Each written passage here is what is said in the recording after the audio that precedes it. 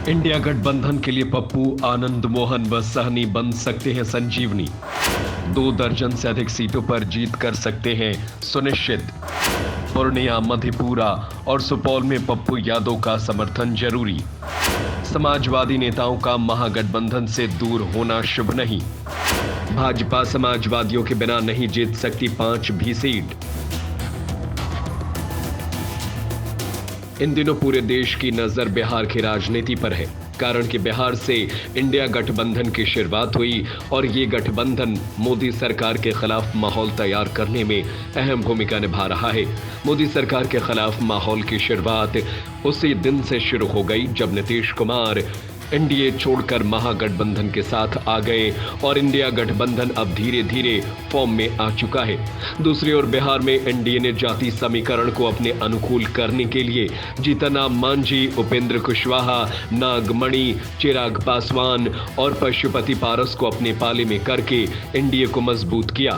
तो दूसरी ओर नीतीश कुमार के कभी करीबी रहे आरसीपी सिंह को भाजपा में शामिल करवाकर उन्हें पटखनी देने की तैयारी की गई।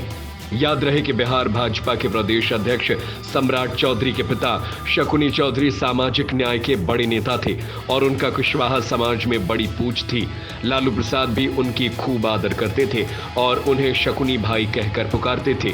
परंतु आज उनके बेटे सम्राट चौधरी भाजपा के प्रदेश अध्यक्ष हैं। कभी बिहार में साम्यवादी और समाजवादी आंदोलन के पुरोधा रहे शहीद जगदेव बाबू के पुत्र नागमणि का भाजपा के साथ रहना किसी बड़े बदलाव से कम नहीं है।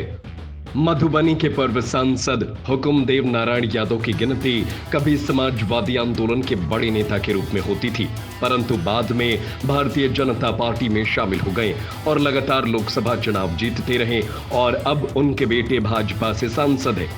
मुजफ्फरपुर से पूर्व सांसद कैप्टन जयनारायण निषाद की गिनती भी समाजवादी नेता के रूप में होती थी और वे कई बार समाजवादी नेता के तौर पर मुजफ्फरपुर से सांसद रहे। परंतु आज उनका बेटा भाजपा के बैनर तले मुजफ्फरपुर से सांसद हैं और फिर वहां से भाजपा का उम्मीदवार बनने जा रहे हैं।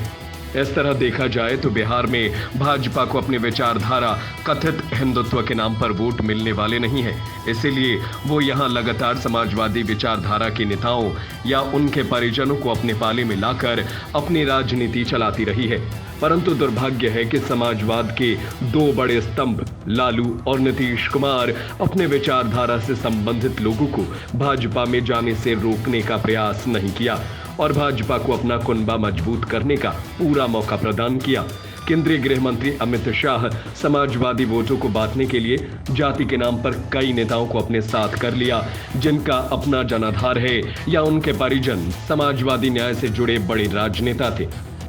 यदि अमित शाह जयप्रकाश नारायण की जयंती पर बड़े कार्यक्रम करवाते हैं और उसमें शिरकत करते हैं तो समाजवादियों और जेपी के चेले को समझना चाहिए कि अमित शाह के निशाने पर कौन वोटर है।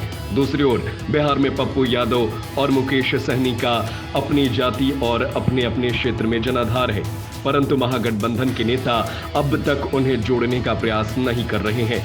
उन्हें लग रहा है कि ये आखिरकार जाएंगे कहां, परंतु महागठबंधन को नहीं भूलना चाहिए कि बिना पप्पू यादव के सहयोग और समर्थन के इंडिया गठबंधन पूर्णिया, मधेपुरा और सुपौल में चुनाव नहीं जीत सकता है। इसके अलावा सीमांचल अन्य सीटों को भी पप्पू यादव प्रभावित करते हैं। दूसरी ओर मुकेश सहनी को जोड़कर इंडिया गठबंधन बड़ी संख्या में मल्लाह वोटरों को अपनी ओर आकर्षित कर सकता है। खासतौर पर मुकेश के इंडिया गठबंधन में आने से मुजफ्फरपुर सीट को भाजपा से छीनने में आसानी होगी।